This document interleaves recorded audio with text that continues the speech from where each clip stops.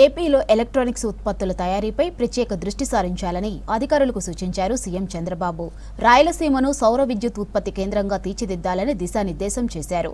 అమరావతిలో బాబు అధ్యక్షతన 16వ ఎస్ఐపిబి సమావేశం జరిగింది. 31 ప్రాజెక్టులకు ఆమోదం తెలిపింది. ఇక ఏబీఎన్ రాధాకృష్ణ వ్యాఖ్యలపై రాష్ట్రమంతటా నిరసనలు చేపట్టారు వైసీపీ నేతలు. ఏబీఎన్ రాధాకృష్ణ రాతలు జర్నలిజానికి మాయన మచ్చని తెలిపారు. అమరావతిలో సీఎం చంద్రబాబు అధ్యక్షతన 16వ పెట్టుబడుల ప్రోత్సాహక బోర్డు సమావేశం జరిగింది. 39,436 కోట్ల విలువైన 31 ప్రాజెక్టులకు ఆమోదం తెలిపింది ఎస్ఐపిబి. ఈ ప్రాజెక్టుల ద్వారా ప్రత్యక్షంగా 1,11,000 మందికి ఉద్యోగ అవకాశాలు రానున్నాయి. సాగు వ్యర్థాల సద్వినియోగం కోసం యూనిట్ల ఏర్పాటుకు ఆమోదం తెలిపింది ఎస్ఐపిబి. ఆధునిక భద్రతా ప్రమాణాలతో పారిశ్రామిక ప్రాజెక్టులు ఏర్పాటు చేయాలని నిర్ణయించింది. అమరావతి క్వాంటమ్ వ్యాలీలో 3 సంస్థల ఏర్పాటుకు ప్రోత్సాహక బోర్డు గ్రీన్ సిగ్నల్ ఇచ్చింది.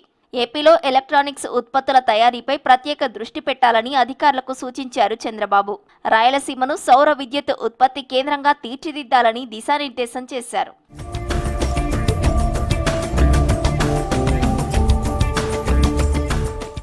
ఆంధ్ర ప్రజల జీవన విధానం మెరుగయ్యేందుకు నదులే జీవనాధారమన్నారు AP deputy CM Pavan Kalyan. వ్యవసాయ ఆధారిత రాష్ట్రంగా దేశంలో ముందు వరుసలో ఉండటానికి నీటి వనరులే కారణమన్నారు. పంచాయతీరాజ్, గ్రామీణాభివృద్ధి శాఖల పరిధిలో గ్రామీణ తాగునీటి సరఫరా వ్యవస్థలో జలవనరుల స్థిరత్వంపై కాణూరులో వర్క్షాప్లో పాల్గొన్నారు పవన్. జలమే జీవం, జీవమే జల సంరక్షణకు మూలమన్నారు. నీటిని జాగ్రత్తగా కాపాడుకోకపోతే భవిష్యత్ తరాలకు తీరని అన్యాయం చేసినట్లేనని అన్నారు.